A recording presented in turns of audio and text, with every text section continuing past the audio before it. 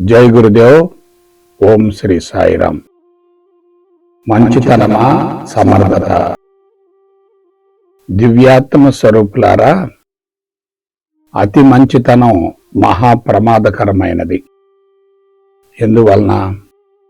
ప్రస్తుతం సామాజిక పరిస్థితులు కడు దుర్భరంగా ఉన్నాయి కదా. మనిషి సమస్యల సుడిగుండంలో సమూలంగా బందీ అయ్యాడు. వాని నుండి బయటపడలేకపోతున్నాడు. సమస్య అనేది ఉందంటే మనిషి మనసంతా దాని చుట్టే పరిభ్రమిస్తూ ఉంటుంది. ఇక ఉన్నతంగా ఆలోచించే అవకాశమే లేదు. అందువలన సమస్యల నుండి సమూలంగా బయటపడలేకపోతే అవి మనిషిని కబళించి వేస్తాయి. జీవితం సమూలంగా దుర్వినియోగపడుతుంది. అందువలన మంచితనం కన్నా సమర్థత అత్యంత అవసరం. అతి మంచితనం అనేది తమోగుణ సంబంధమైన అవలక్షణం. అటువంటి వారు స్వతంత్రంగా నిర్ణయాలు తీసుకోలేరు. ఎవరు ఏమి చెప్పినా గుడ్డిగా నమ్ముతారు. ప్రస్తుతం సమాజంలో సమస్యలను ఎదుర్కొనే వారిలో ఎక్కువ మంది ఈ కోవకు చెందుతారు. కాబట్టి ప్రస్తుత కాలమాన పరిస్థితులలో మంచితనం కన్నా సమర్థతను పెంపొందించుకోవాలి. సమర్థత అనేది సత్వగుణ సంబంధమైన ఉన్నత లక్షణం. అటువంటి వారు సమస్యలను సునాయాసంగా అధిగమించగలుగుతారు. అన్ని రంగాలలో అద్భుతంగా రాణించగలుగుతారు.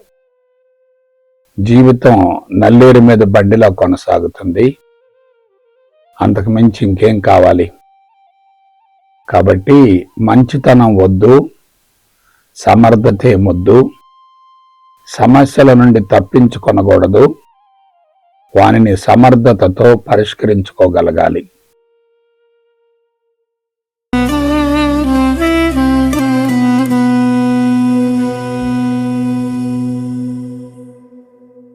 జై గురుదేవ్. ఓం శ్రీ సాయిరామ్. పరిస్థితులు పూర్తిగా అదుపు తప్పుతున్నాయి. దివ్యాత్మ స్వరూపులారా, భూమండలం అంతటిలో 84 లక్షల జీవరాశులలోకెల్లా మానవ జీవితం ఒక్కటే కడు దుర్భరంగా మారింది. మనిషి అన్ని విధాలా బలహీనపడ్డాడు. మానవ మనుగడే ప్రశ్నార్థకమైంది. అన్నీ తెలిసిన మానవుడే అతి ప్రమాదకారిగా మారాడు. మానవుని వలన పంచభూతాలు కలుషితమవుతున్నాయి. పచ్చదనం హరించుకుపోతుంది. అత్యంత విలువైన జంతు జాతులు కనుమరుగవుతున్నాయి. మానవులలో విపరీతమైన పోటీతత్వం నెలకొని ఉంది. మానవుడే మానవునికి శత్రువు అవుతున్నాడు. మానవ జీవితం అన్ని విధాల దుర్భరంగా మారింది.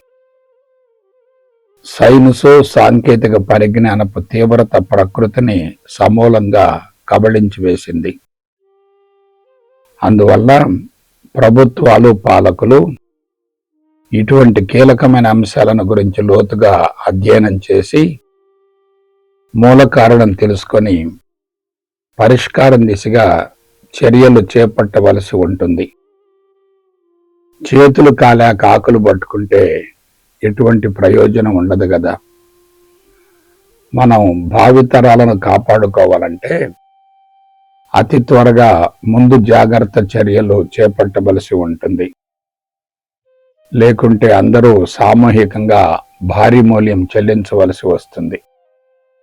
అందుకే ఆనందాన్ని అందించే విధంగా మనిషి అంతరంగాన్ని సమూలంగా ప్రక్షాళన గావించవలసి ఉంటుంది. వ్యక్తి మారితేనే వ్యవస్థ మారుతుంది కదా. వ్యక్తి మారకుండా వ్యవస్థ మారే అవకాశమే లేదు కదా. ఆలోచించండి.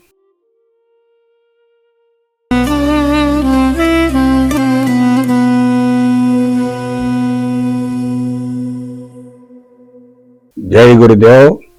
ఓం శ్రీ సాయిరామ్.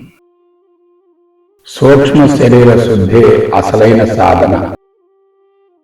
అనంత ప్రేమ స్వరూపులారా, సాధన అనేది ప్రత్యేకంగా ఉండకూడదు, జీవితమే సాధనగా మారాలి. సూక్ష్మ శరీరం యొక్క ప్రత్యక్ష ప్రతిరూపమే స్థూల శరీరం. సూక్ష్మ శరీరంలో ఉన్న లోపాలు, బలహీనతలే స్థూల శరీరంలో రుగ్మతలుగా రూపాంతరం చెందుతున్నాయి. అందువల్ల మనం స్థూల శరీరాన్ని గురించి ఆలోచించకూడదు, దానికి ఎటువంటి చికిత్సలను అందించకూడదు. సూక్ష్మ శరీరాన్ని సమూలంగా ప్రక్షాళన గావించాలి. అందుకోసం కఠోర సాధనలు చాలా ప్రమాదకరం. దానివలన సూక్ష్మ శరీరం ఇంకా కలుషితమవుతుంది. కాబట్టి సూక్ష్మ శరీరాన్ని శుద్ధి చేసే విధంగా పటిష్టమైన చర్యలు చేపట్టాలి. వాస్తవానికి సూక్ష్మ శరీరం కంటికి కనిపించదు కదా, కాబట్టి దానిని శుద్ధి చేయటం కోసం మనం సాంకేతిక విధానాన్ని అనుసరించాలి. సూక్ష్మ శరీరం అంటే అనుభవాలతో కూడిన సంస్కారాల నిలయం. అవి అంతరంగంలో నిక్షిప్తమై ఉండి పదే పదే గుర్తుకు వస్తూ ఉంటాయి. వాని యొక్క స్వరూప స్వభావాన్ని గురించి జాగ్రత్తగా విశ్లేషించగలగాలి. మనం దేనినైతే వ్యతిరేకిస్తామో అది మన అంతరంగంలో లోతుగా నిక్షిప్తమై ఉండి వారిని కరిగించుకోవటం కోసం మనిషిని కర్మల వైపుకు ప్రేరేపిస్తూ ఉంటుంది. అందువల్ల మనం వారిని సమూలంగా కరిగించగలిగితే ఇక కర్మలు చేయవలసిన అవసరమే ఉండదు కదా. అటువంటి కర్మల అవసరం లేని స్థితి అత్యంత ఉన్నతమైనది. ఆ స్థితి నుండి కర్మలను ఆచరించడం ద్వారా అదనంగా కర్మలు చేరే అవకాశమే ఉండదు. ఆ విధంగా సూక్ష్మ శరీరాన్ని సమూలంగా శుద్ధి గావించుకోవడమే శాస్త్రీయపరమైన సాధన. ఇక ప్రత్యేకంగా సాధన యొక్క అవసరమే ఉండదు.